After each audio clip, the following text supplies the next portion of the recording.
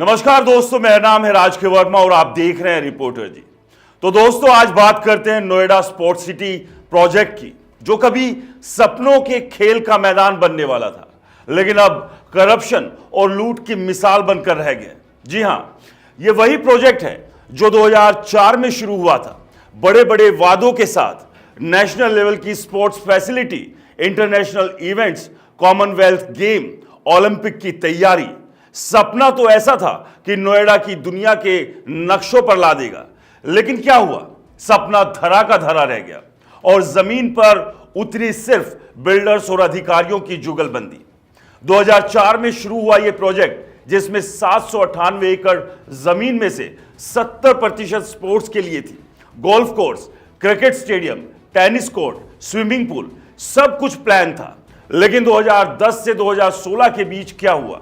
खेल की जगह कमर्शियल और रेजिडेंशियल प्रोजेक्ट्स ने ले ली। बिल्डर्स ने जमीन को टुकड़े टुकड़े करके बेच दिया, गोल्फ कोर्स को 13 हिस्सों में बांट दिया ताकि पब्लिक का एक्सेस ही खत्म हो जाए। और हां, स्पोर्ट्स फैसिलिटी वो तो बस कागजों में रह गई। 2021 में सीएजे की रिपोर्ट ने इस घोटाले की पोल खोल दी। पता चला कि राज्य को लगभग 9,000 करोड़ का चूना लगा।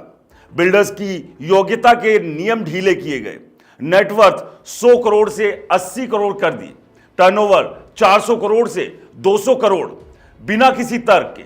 और सबसे मजे की बात, इन डेवलपर्स के पास स्पोर्ट्स इंफ्रास्ट्रक्चर का कोई अनुभव भी नहीं था, फिर भी इन्हें जमीन थमा दी गई। नतीजा, 8 साल बाद भी स्पोर्ट्स फैसिलिटी नहीं बनी। उल्टा बिल्डर्स को 8,643 करोड़ का अनफेयर एडवांटेज दे दिया गया। अब फरवरी 2025 में इलाहाबाद हाई कोर्ट ने इसे एक क्लासिक घोटाला करार दिया और सीबीआई ईडी को जांच का ऑर्डर दे दिया। मार्च 2025 में सीबीआई ने 3 एफआईआर दर्ज की, logic infra, lotus green, Xanadu estate और नोएडा अथॉरिटी के कुछ अज्ञात अधिकारियों के खिलाफ। रेड में ढेर सारे दस्तावेज और डिजिटल सबूत मिले, लेकिन असली पीड़ित कौन? किसान जिनकी जमीन छीनी गई और मुआवजा आधा अधूरा दिया गया, और होम बायर्स जिनका पैसा फंस गया, फ्लैट्स रजिस्ट्रेशन के बिना अधर में लटके। तो आज अप्रैल 2025 में प्रोजेक्ट कहां खड़ा है?